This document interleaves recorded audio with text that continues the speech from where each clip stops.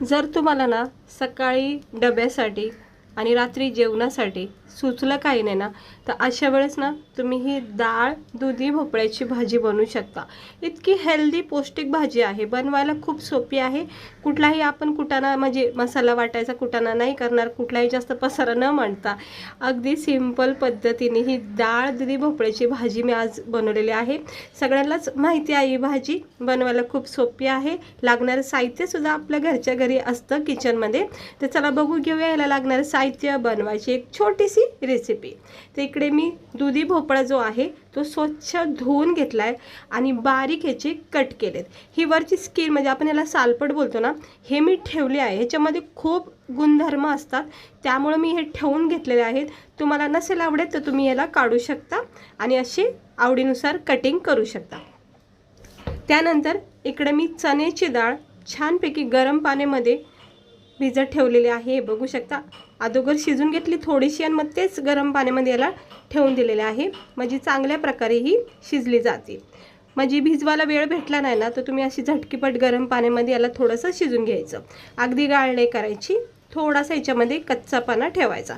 आणि हे जे गरम पाणी आहे ना हेच आपण थोडंसं रश्याला वापरायचं, डाळीचंच पाणी आहे, खूप चव असते ह्या पाण्यामध्ये। ते जरा साईडला ठेवून घेऊया। त्यानंतर इकडे मी कांदा, मिरची, टमाटर आणि कोथिंबीर कट करून घेतलेली आहे, कारण ही भोपळ्याची भाजी ना मी सिंपल पद्धतीने करणार आहे, म्हणजे वाटण वगैरे करायचं नाही, त्यामुळे शेंगदाणे लसूण तर काही टाकणार नाहीत। हवं तर तुम्ही ही भाजी लाल मसाल्याची पण करू शकता, मिरची फक्त स्किप करायची।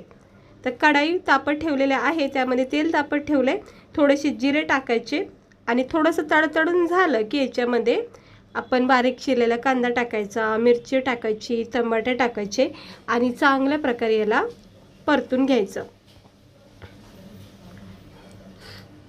डाळ भोपळ्याची भाजी ना म्हणजे दुधी भोपळ्याची भाजी ना खूप छान लागते, खायला इतकी खमंग लागते आणि विशेषमध्ये खूप गुणधर्म आहेत ह्या भाजीमध्ये। काही काही लोक तर दुधी भोपळ्याचं म्हणजे लौकी सुद्धा बोलतात त्याला, याचा ज्यूस सुद्धा पिला जातो, कारण की खूपच हा गुणधर्म भरपूर आहे याच्यामध्ये। तिकडे बघू शकता मी इकडे कांदा मिरची जिऱ्यासोबत परतून घेते। आता आपण याच्यामध्ये टमाटे टाकून घेऊया, लगेच टमाटे टाकायचं नाही, थोडंसं कांदा मिरची परतून झाली की मगच टमाटे टाकूया। आता याच्यामध्ये मी थोडे टमाटे टाकून घेते, म्हणजेच एक बारीक चिरलेला टमाटर टाकून घेतलेला आहे। आता तुम्हाला जर ही भाजी लाल मसाल्याची करायची असेल तर जिकडे मी मिरची वापरली ना ती फक्त स्किप करा, फक्त कांदा टमाटर जिऱ्यासोबत परतून घ्यायचं। सकाळच्या घाईमध्ये ना खूप सोप्या पद्धतीने अगदी झटकीपट तुम्ही ही भाजी बनवू शकता। आता आपण याच्यामध्ये ना काही बेसिक मसाले टाकून घेऊया, म्हणजे चवीनुसार मीठ टाकायचं, ह्या स्टेजवर मसाले टाकून घ्यायचे। त्यानंतर आपण इथे टाकणार आहोत 1 चमचा धना पावडर टाकणार आहोत। त्यानंतर आपण इकडे अर्धा चमचा हळद टाकणार आहोत, थोडासा गरम मसाला टाकायचा। परत एकदा सांगते, जर मिरचीची भाजी नको असेल ही तर ह्या स्टेजवर जिकडे मी मसाले टाकते तिकडेच लाल मसाला तुम्ही टाकू शकता। आता इथे मी हळद टाकून घेतली, गरम मसाला टाकलाय, धना पावडर टाकलाय आणि चवीनुसार मीठ टाकून घेतले। आता हे सगळं साहित्य आपण कांदा मिरची टमाट्यासोबत मिक्स करून घ्यायचं। चवीनुसार मीठ सुद्धा आपण ह्या स्टेजवर टाकले, त्यामुळं छानपैकी कोटिंग भेटते मसाल्याला, चव येते एक। आणि मग थोडासा मसाला परतून झाला की याच्यामध्ये आपण ही जी थोडीशी शिजवलेली डाळ आहे ना ही टाकून घ्यायची आणि डाळ सुरुवातीला टाकायची अशी मसाल्यासोबत आणि याला चांगलं मिक्स करून घ्यायचं। काय होतं, डाळीला एक छान कोटिंग लागते, सगळ्या मसाल्याची चव बसते डाळीला। नाही तर काय होतं, मग भोपळ्यासोबत जर टाकली ना मग बॅलन्स बिघडतो थोडा चवीचा, त्यामुळं अशी डाळ सुरुवातीला टाकून घ्यायची आणि मग हे आपली जी कटिंग केलेला भोपळा आहे ना तो टाकायचा आणि परत एकदा चारी बाजूने याला व्यवस्थित मिक्स करून घ्या।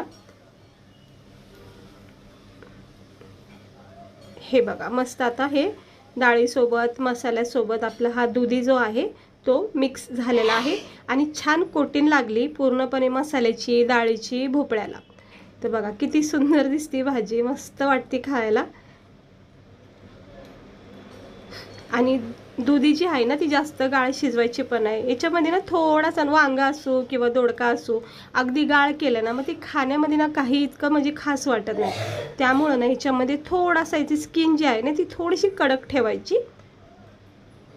आता मी थोडंसं गरम पाणी आहे ते याच्यामध्ये टाकून घेते. म्हणजे डाळ शिजवलेलंच पाणी आहे हे. अगदी थोडा अर्धा कपाच्या अंदाजाने टाकून घेतले, कारण की डाळीचा जो कच्चापणा हा जो भोपळा आहे हा सुद्धा मग शिजला जाईल. हे बघा आता मस्तपैकी मी इथं पाणी टाकून घेतलंय आणि झाकण ठेवायचं, स्लो गॅस करायचा आणि याला असं व्यवस्थित शिजून घ्यायचं. झटकीपट शिजली जाती, काही वेळ लागत नाही. हे बघा दुधी भोपळा कसा आपला शिजत चाललेला आहे. परत आपली जी डाळ उरलेला कच्चापणा सुद्धा ह्या रश्श्यासोबत शिजला जातो. ही भाजी तुम्ही वाटण करून सुद्धा करू शकता. तो सुद्धा व्हिडिओ मला वाटतं मी 1 हप्त्यापूर्वी अपलोड केलेला आहे. वाटण वगैरे करून मस्त दुधीची भाजी केलेली आहे, ती तुम्ही बघू शकता. आता बघा आपली ही दुधी भोपळ्याची भाजी कशी परफेक्ट तयार झालेली आहे. मस्तपैकी रंग आलेला आहे.